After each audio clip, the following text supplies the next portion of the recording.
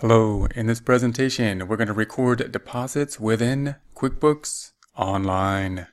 We will have a comprehensive QuickBooks Online course soon, if not available yet. We also have a comprehensive Excel course which complements the QuickBooks courses and a QuickBooks Pro desktop version course you can find at the link below. Here we are on the QuickBooks Online dashboard. We will be continuing with the Get Great Guitars problem, and we're going to see how to record deposits and group deposits in the same way that we will be depositing them into the bank.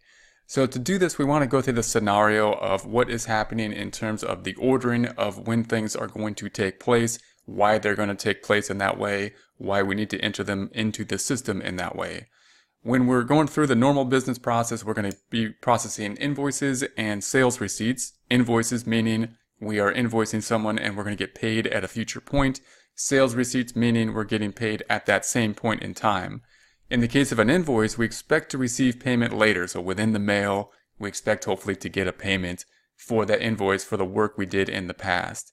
If we had a sales receipt, such as a guitar was sold in the store, we probably get payment right at that point in time. We get cash at that point in time, let's say. Then at the end of the day, we're going to have receipts that we got from invoices that happened in the past, and we're going to have sales receipts that we got from sales made during the day.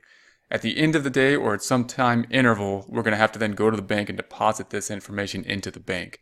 As we enter this into the system, when we get the money, either from the receiving of payments from an invoice in the past or a sales receipt, we don't put it right into the checking account because it didn't go into the checking account if we received a cash or a check. What we're going to do is put it into this undeposited funds, go to the bank at the end of the day, then put it all in the bank in the same grouping that we deposited into the bank, and therefore we'll have the same grouping in our system as we will see from the bank on the bank statement will be needed to do that when we match up our system to the bank statement in the bank reconciliation. So we're going to go through this process now. This is basically the end process where we're making the deposit. We're going to the bank at the end of the day and we're going to deposit this these money that we've got during the day. So we're going to go through here. We got the normal transactions and this little plus icon. We have the customers, the vendors, and the employees, and the other. And we want to be in the banking system. So we're actually in other. That's going to be the normal kind of transactions that don't fit into just one of the customer, vendor, or employee. And we're going to say the bank deposit. Notice, however, that this bank deposit probably fits most closely into the customers area because we're typically going to have an invoice and then receive payment on that invoice and then enter the bank deposit, or we're going to have just a sales receipt and then go and enter that into the bank deposit. The reason the bank deposit's over here in the other is most likely because there's other types of deposits we can have other than deposits from a customer. So it's in this section. So we're going to say the bank deposit. And if we've been working with this undeposited funds account, then it gives us a nice little check figure over here so that we can group these deposits. Now, typically, whatever's in undeposited funds means that we have deposits we have not yet made, and we're just going to take it all to the bank and deposit it all. So normally, we would check off everything we have here. That's what we would be depositing into the bank. But in this case, we want to get used to grouping this stuff out. So we did this problem a little bit in a funnier order in that we did multiple days of transactions so that we could practice like transactions. And now we're going to make the deposits here at one time. So we'll group these deposits just to see how this grouping will happen. And we're first going to say that we're just going to deposit this 420 and this 208. So this is the total amount in undeposited funds. If we were on the balance sheet, we would see that in other current assets. We're just going to deposit of that the string music and the Sam Guitar Man, that's 420 and 208 or 628. So when we do that, then it's going to increase the checking account by the 628 because we're depositing it into the checking account, and decrease the undeposited funds, the other asset account, the holding account that we had this in until we made the trip to the bank. Note up here that we do have the checking account selected. That should be selected by default, the checking account item. There's the balance, and then of course we should have the date here, and the date's going to be, we're going to say January 01/17/21. So January 17th, 2021, we are working in the 2021 year for this problem, this demonstration problem. We're then going to say save. I'm just going to say save and new. And then we'll take a look at the deposit. So I'm going to close this back out. We're not going to make another deposit yet. We're going to close this back out. And we'll go to the reports on the left-hand side. We'll go to reports. We're looking for the balance sheet. So we're going to type in balance sheet and click on the balance sheet. And we'll change the dates to the dates we are working on, which is 01/01/21, January 1st, 2021 to 01/31/21, January 31st, 2021, and run that report. Within that report, then, we should see in the checking account, it should be increasing by that 628. Let's see if that is indeed the case. Selecting the 105 in there, we see the 128. Here it is.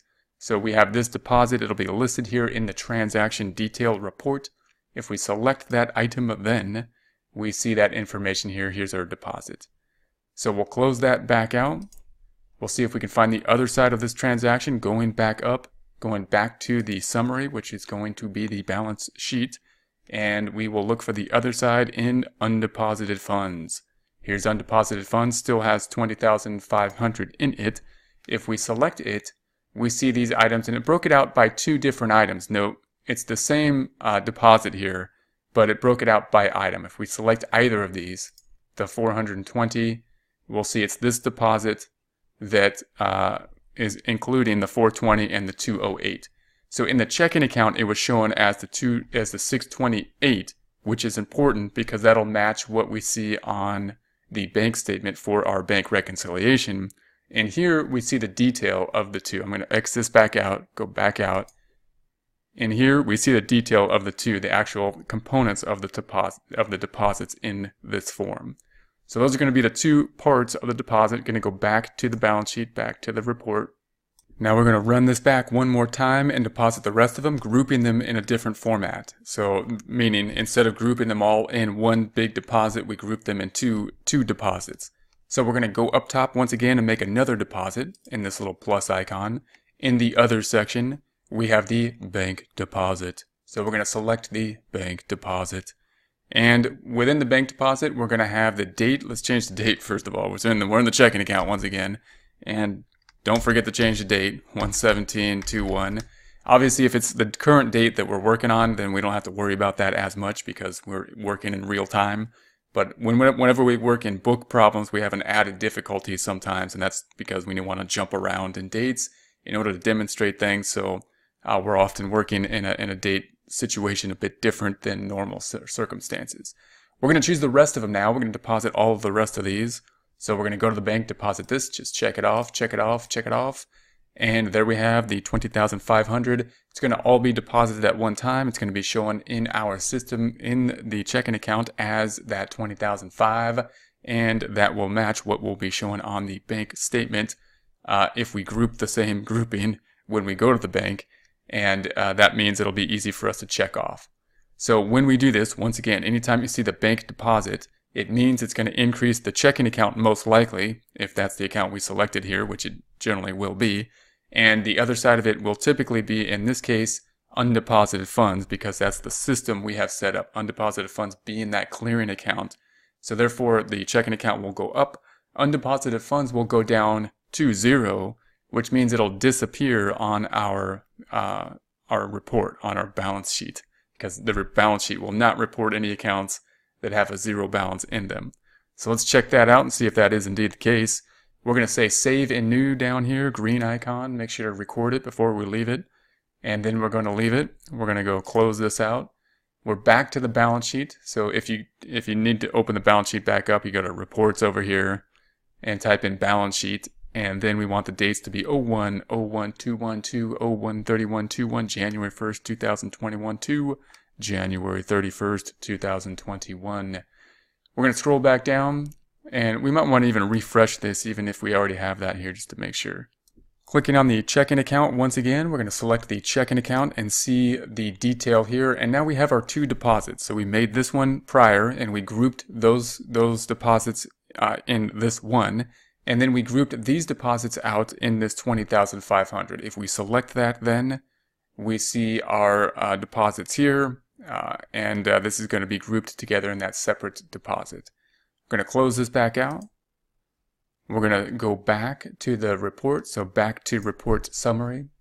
And then we're going to scroll down and we have the undeposited funds. It is still showing up, so we still have the undeposited funds with a 0 balance, so we can see the detail in it. So we're going to click on that and we're going to scroll back down and we see these items, the 7,005, the 8,000, we see the detail in them. So if we click on one of them, then we'll see that one deposit, it includes all 3 of those items and it's broken out in the detail when we go back to the summary report. So if we close this back out, in other words, we see the detail here. Whereas in the checking account, remember, it was all one number. So we're going to scroll back to the report, back to the balance sheet, and those will be our 2 deposits.